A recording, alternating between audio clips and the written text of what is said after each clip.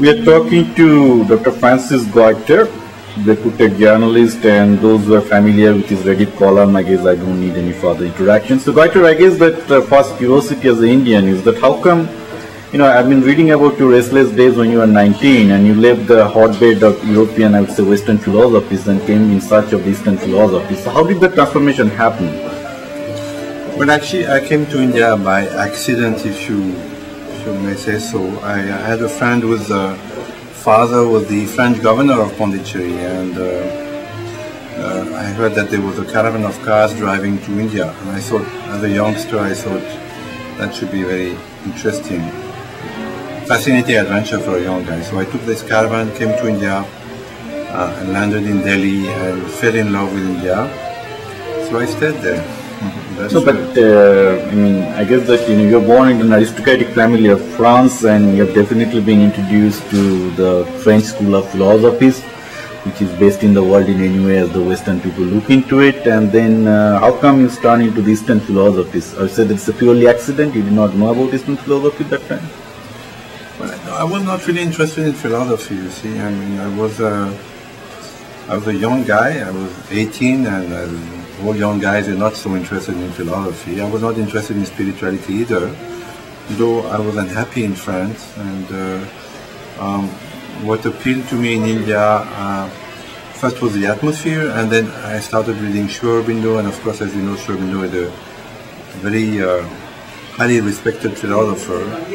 And then you may say that, then I got into philosophy when I started reading Sri Aurobindo. It's true that I had a very upper-class French education, but I don't think it gave me much grounding for life, as you... So tell me something about your Aurovilla. What did you do in Pondicherry? How was your grooming as into the Eastern philosophies in the days in Pondicherry? Well, I met the mother, and this was a turning point of my life. She was the French companion of Sri Aurobindo. Sri Aurobindo had passed away in 1950, as you know, and the mother, when I reached Pondicherry in '69, was very much alive, so I met her, and it was a very intense, I wouldn't say philosophical, I would say spiritual experience. I would talk about spirituality rather than philosophy, because philosophy is very mental and spirituality is from the heart.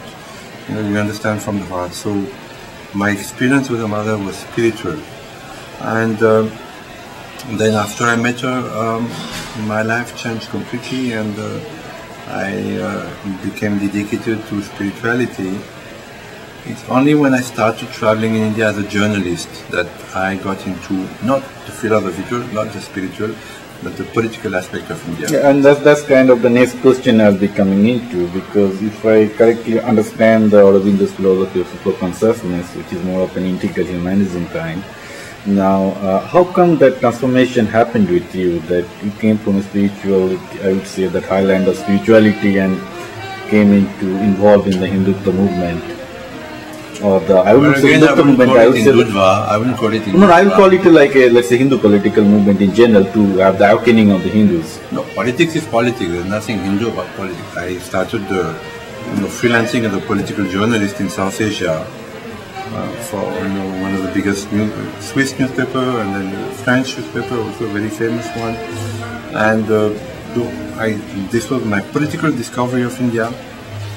And of course, I had, like most Frenchmen, many ideas and preconceptions. So these were broken one by one. I guess that you wrote it later to your friends in French newspaper, right? That's how you started it. That's how I read it from the internet as much as I could read it. True. Actually, I started with a sports newspaper called L'Equipe in Paris, and it was at the time of the Asian Game in '82 in New Delhi, and they had written some kind of rubbish article on India. With all the cliches. So I wrote to them and said, look, it's not like that. And they answered, said, why don't you write an article for us? This is how I started my journalistic career, writing for a sports newspaper. But of course I was interested in politics, because politics is life. You put 10 people together and politics starts. So quickly I branched out into politics. And I made a lot of interesting discoveries. And some of them were running contradictory to what I thought about, the Hindus and the Congress, independence movement. Of course, I had the background of Sri Aurobindo, and Sri Aurobindo, as you know, was a political leader for many, many years. But I must say that my first-hand experience in India was very startling. But to start with, like, when did you see this strong impulse within yourself? You find that, I mean, as I find most of your writing, the Hindus have been persecuted in a Hindu land, and they are not aware of their glorious past. I think that has been the main theme of your writing. So speak something about that. It's not really like that. I first discovered, on the ground that the Hindus, the majority of India in the villages were wonderful people. But let's say before you call Hindu, by definition, what you consider to be Hindu? I mean, because that's the first and those who, for me, Hinduism, the spirituality behind Hinduism is the true foundation of Hinduism, and the temples is only an outer expression of that. But let's say that the people who practice that spirituality called Hinduism, you can call them Hindus, and interacting with them in the villages, I found that they were wonderful people, in the human sense, simple, hospitable, generous, tolerant. So that was my real discovery, and so finding these people and being touched by I started freelancing in the south of India, Tamil Nadu, Kerala, Karnataka, some Kalaripayat, Ayappa. So this discovery of the Hindus was if you could say, was the foundation of my political work, because after that I discovered that these people, were ignored, mistreated, sometimes murdered, that though they were the majority, they were treated like a minority. I started defending them. What do you think from philosophical level again is the reason behind the non-unity among the Hindus? Reason behind? Reason behind, I mean, you said that the Hindus are not united in a lot of sense. So what do you think? I mean, what led to the political disintegration of the Hindus? Well, there are many reasons. Hindus were persecuted, throughout the ages, very, very, violently. So I think it has left a mark in the psyche of the Hindus. They're generally not anymore courageous. They don't stand so much for each other. They get scared easily, and they've been taken advantage of by many, many people.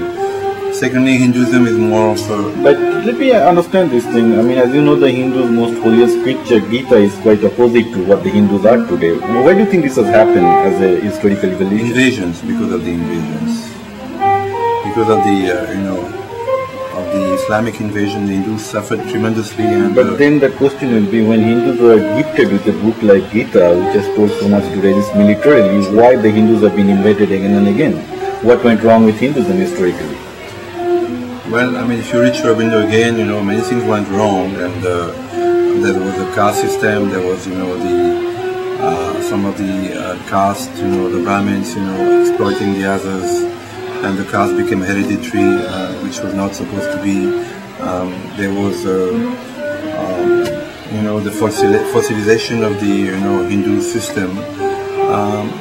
They lost, some of their guidance. They used to take guidance from within, from the scriptures. I think there was a general stratification, but still we see that Hinduism is very alive today, and in spite of this, lack of collective consciousness, Hindus remain, one of the most wonderful and spiritual civilizations today. I have a last question, which might be a little difficult. That if you see the history of Hinduism, even during Muslim time and British time, whenever there was an attack on the Hinduism to convert the Hindus, Hinduism responded back by the reform movement. So during Muslim time, it was situated on Vaishnavism.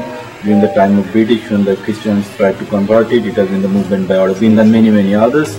So this time, when we are having a similar kind of situation, why not we start a reform movement instead of a political movement? So what attracted you so much into political movement as opposed to the reform movement? There are two different questions. I think the reform movement is happening already. There are many gurus today, such as Sri Sri Ravi Shankar, who are reforming Hinduism and repackaging it in a more modern, accessible and useful manner.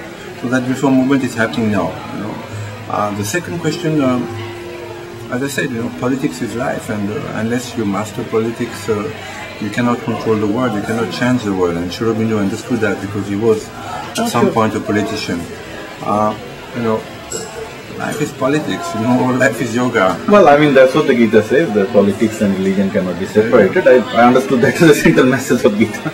Yes, of course. That not many of the interpreters of the Gita will love to hear that word, I can assure you that. Okay, thank you, because I think our time is up.